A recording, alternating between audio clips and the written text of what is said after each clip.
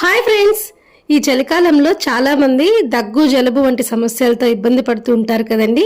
అలాంటప్పుడు కొంచెం ఘాటుగా కమ్మగా ఉండే ఈ రసం రైస్ ని ట్రై చేసి చూడండి. మంచి ఉపశమనం లభిస్తుంది. దీనికోసం ఒక మిక్సింగ్ బౌల్లో ఒక అరకప్పు వరకు కందిపప్పు, ఒక 1/4 కప్పు వరకు బియ్యం వేసుకొని నీళ్లు పోసుకొని శుభ్రంగా ఒక 2-3 సార్లు మంచిగా కడుక్కోవాలి. ఇప్పుడు దీంట్లోకి వాటర్ పోసేసుకొని కనీసము ఒక అరగంట వరకు దీన్ని నానబెట్టుకోవాలి. ఇప్పుడు మనం ఈ రసం రైస్ కోసము మసాలా ఒకటి ప్రిపేర్ చేసుకుందాము. మిక్సీ జార్ తీసుకొని అందులోకి 1 టేబుల్ స్పూన్ వరకు జీలకర్ర, ఒక 4-5 వెల్లుల్లి రెమ్మలు, ఒక 1/2 టేబుల్ స్పూన్ వరకు మిరియాలు, ఒక ఎండుమిర్చి, కొంచెం కరివేపాకు వేసుకొని కొంచెం బరకగా మిక్సీ పట్టుకొని పక్కన పెట్టుకోవాలి. స్టవ్ మీద కుక్కర్ పెట్టుకొని అందులో 2-3 టేబుల్ స్పూన్ వరకు ఆయిల్ వేసుకోవాలి. ఆయిల్ కొంచెం హీట్ ఎక్కిన తర్వాత ఒక ఎండుమిర్చి, కొంచెం ఆవాలు, కొంచెం మినప్పప్పు, పొట్టు వలిచిన ఒక 8-10 వరకు వెల్లుల్లి రెమ్మలు వేసుకోవాలి. కొంచెం కరివేపాకు, అలానే కొంచెం ఇంగువ కూడా వేసుకొని పోపుని మంచిగా వేయించుకోవాలి. పోపు కాస్త వేగిన తర్వాత ఇందులోకి ఒక ఉల్లిపాయని ఇట్లా చిన్న చిన్న ముక్కలు కట్ చేసుకొని వేసుకోవాలి.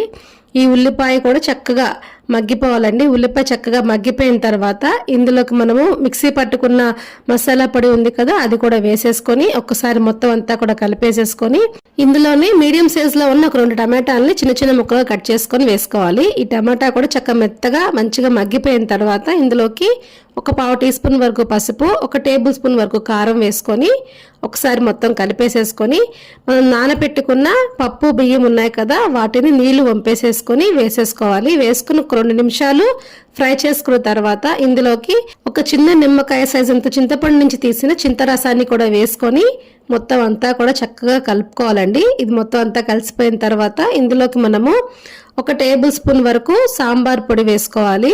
అలానే రుచికి సరిపడా సాల్ట్ కూడా వేసుకొని మొత్తం అంతా కూడా కలిసిపోయేలాగా మంచిగా కలిపేసేసుకోవాలి. ఇప్పుడు ఇందులోకి మనము ఎసరు పోసుకోవాలి. మనం పప్పును బియ్యం కలిపి 1.5 గ్లాసు దాకా తీసుకున్నాము. సో 1.5 గ్లాసు పప్పు బియ్యానికి మనము 4.5 కప్పుల వరకు వాటర్ పోసుకోవాలి. వాటర్ పోసుకొని సాల్ట్ సరిపోయిన అడ్జస్ట్ చేసేసుకొని కుక్కర్ మూత పెట్టేసేసుకొని మీడియం ఫ్లేమ్లో 3-4 విజిల్స్ వచ్చే వరకు ఉడికించుకోవాలి. ప్రెషర్ అంతా పోయిన తర్వాత మూత తీసి చూస్తే మన ఎంతో టేస్టీగా ఉండే రసం రైస్ అయితే రెడీ అయిపోతుందండి. ఇప్పుడు ఇందులోకి మనము ఒక గుప్పెడు కొత్తిమీర కూడా వేసేసుకొని మొత్తం అంతా ఒకసారి కలిపేసేసుకొని దీన్ని సర్వింగ్ ప్లేట్లోకి తీసేసుకొని వేడివేడిగా ఉన్నప్పుడే అప్పడాలు వడియాలతో తింటూ ఉంటే నోటికి కమ్మగా గొంతులోకి హాయిగా చాలా టేస్టీగా ఉంటుందండి. ఈ చలికాలంలోని ఈ వెల్లుల్లిపాయి, మిరియాలు వంటివి తీసుకోవటం వల్ల మనకి దగ్గు జలుబు వంటి వాటి నుంచి మంచి ఉపశమనం లభిస్తుంది.